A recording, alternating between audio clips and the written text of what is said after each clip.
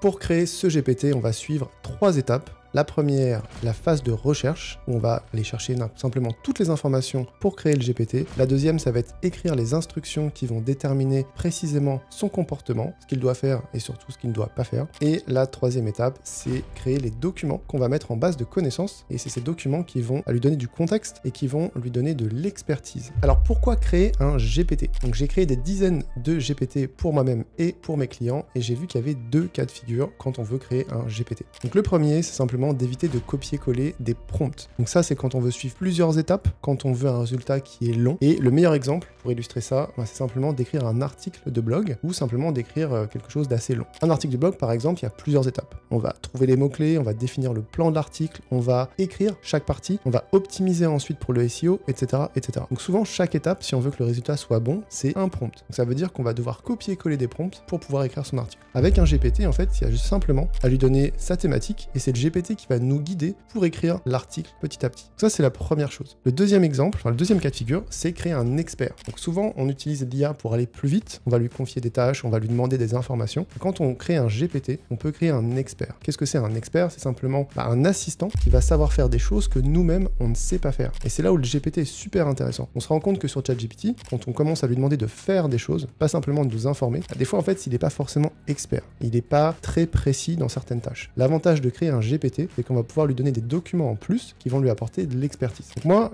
pour cette vidéo, on va prendre un exemple. J'ai ma belle-mère qui m'a demandé de l'aider à créer un business plan. Le business plan, c'est un document qui sert simplement à expliquer, en gros, ce qu'elle va faire en termes d'activité professionnelle. Elle se lance comme réflexologue et du coup, le business plan, ça lui permet, par exemple, je sais pas, d'aller faire un emprunt à la banque, etc., etc. Donc c'est super important. Et elle s'est tournée vers moi pour l'aider. Problème, je ne sais pas faire un business plan. Et donc, je me suis dit, ok, on va utiliser ChatGPT ou Claude, d'ailleurs, ça marche aussi avec Claude. Si vous allez sur ChatGPT, vous allez avoir un résultat qui n'est pas incroyable. ChatGPT lui-même n'est pas expert des business plans. Donc, on va suivre dans cette vidéo 3 étapes, les 3 étapes que moi j'ai suivies pour créer un GPT qu'on a utilisé ensuite pour créer son business plan. Donc, j'ai créé le GPT en 10 minutes, même pas. Et ensuite, on a utilisé ce GPT pendant presque 4 heures pour créer un business plan qui était vraiment bon. Et on va suivre donc la première étape qui est la phase de recherche.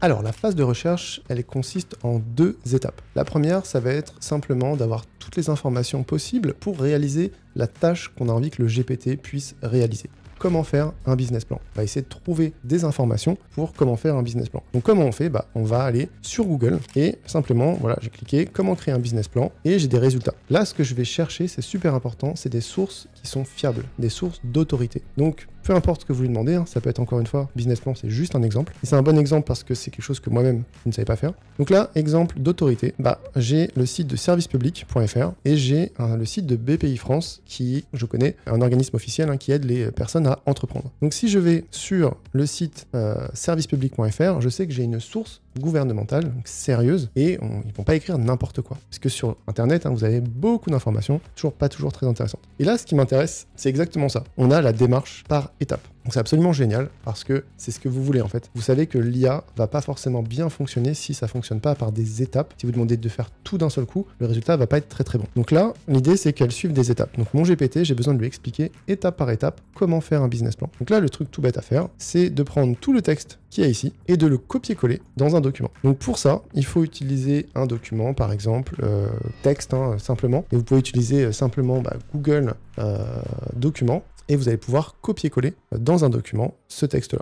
Donc là, je vais couper la vidéo pour aller plus vite, et puis je vais vous montrer le résultat final. Donc résultat final, j'ai ce document, donc c'est exactement la même chose, copié dans un document. Après, il suffit de l'enregistrer au format texte brut.txt, et puis donc on va avoir un document qui va réunir donc toutes les étapes. Donc ça, c'est mon premier document. Ensuite, je vais avoir besoin d'un exemple de ce que je veux que l'IA puisse produire. Donc un exemple, un modèle, etc. Parce que là, ça lui explique étape par étape comment faire, mais idéalement, j'ai besoin d'avoir un modèle. Donc, la manière de le faire très simple, c'est d'aller sur Google et de chercher des documents qui vont être des modèles ou des exemples de mon résultat final. Donc là, je peux demander à ChatGPT, si je ne sais pas, comment trouver un document dans un format précis sur Google, et lui, il m'indique, il faut utiliser file type, et avec le format de document. Même si on ne sait pas faire, il suffit de demander à ChatGPT. Donc là, si je cherche au format Word, je peux faire file type, docx, exemple business plan, et on voit que j'ai tout de suite des documents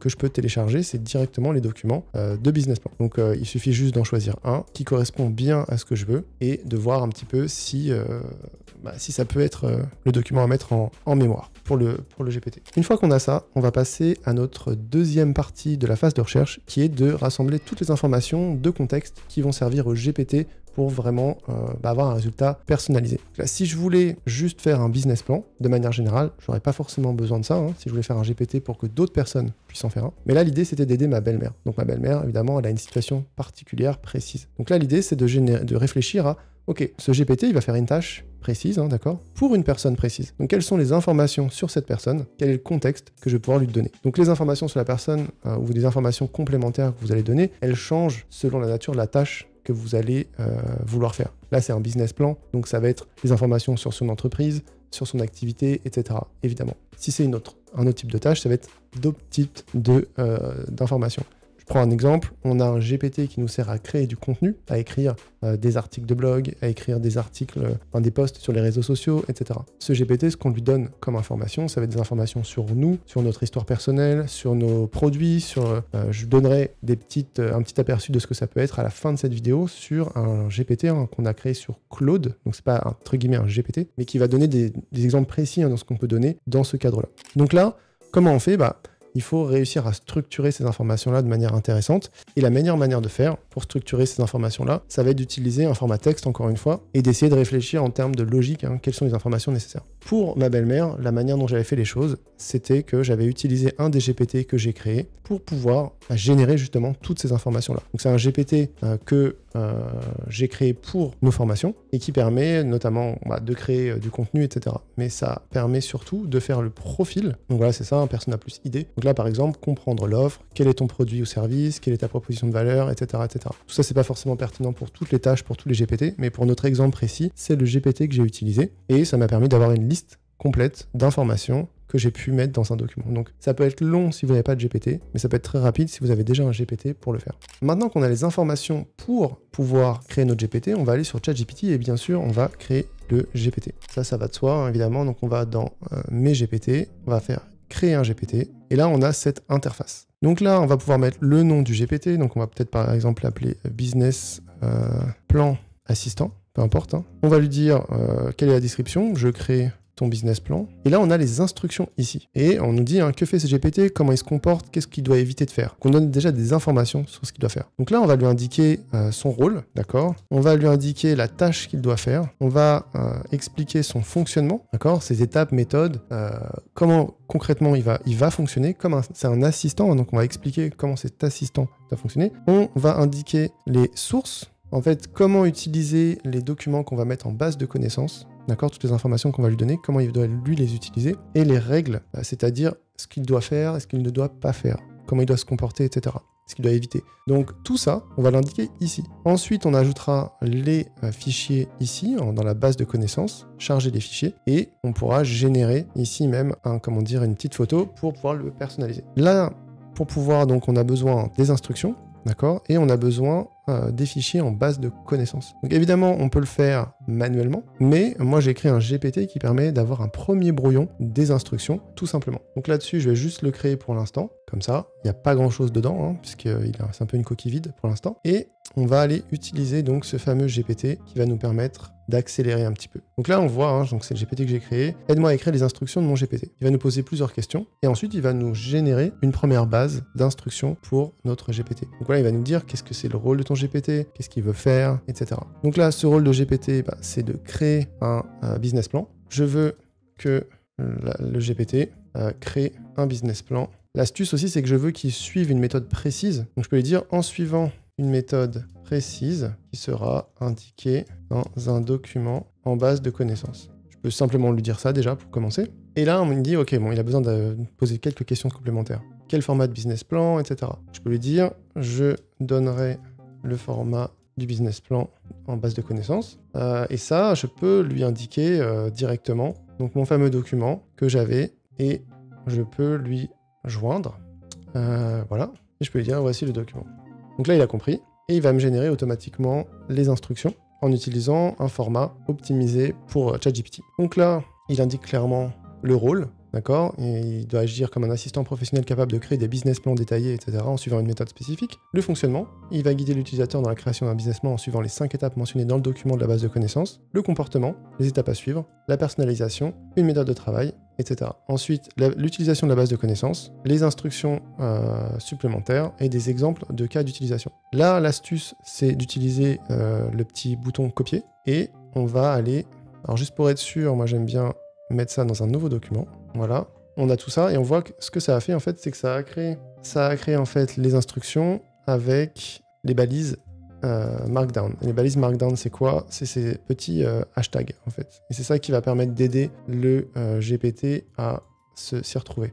Là, il m'a juste ajouté des petites balises supplémentaires de gras qui ne m'intéressent pas. Moi, je les enlève. Et ça, je vais pouvoir le copier-coller donc pour créer le fameux GPT. Donc mon GPT, je vais essayer de le retrouver dans ceux que j'ai créés. Donc souvent, il est tout en bas. Voilà. Et on retrouve donc ce GPT. Là, je peux agrandir la fenêtre. J'avais marqué ça, hein, je peux l'effacer et copier-coller directement. Pour l'instant, je ne vais pas trop y toucher. Je vais mettre fermé. Et en base de connaissances, je peux mettre le document que je lui avais indiqué hein, pour qu'il puisse créer les choses. Et là, on a un premier GPT qu'on a créé en pas très longtemps, hein, puisqu'en 2 minutes, hein, on a réussi à créer quelque chose. Ensuite, l'idée, hein, c'est évidemment de pouvoir affiner le fonctionnement du GPT. Donc là, ça va être une phase de test, voir exactement comment il fonctionne. On n'a pas évidemment ajouté les documents qui sont propres à la personne. Là, c'est du coup un GPT qui va créer un business plan de manière générale, mais on pourrait ajouter des documents d'une personne en particulier pour dire il va créer un business plan uniquement pour cette personne-là en utilisant toutes les informations qu'il a sur cette personne. Donc là, on voit que si je veux partager ça,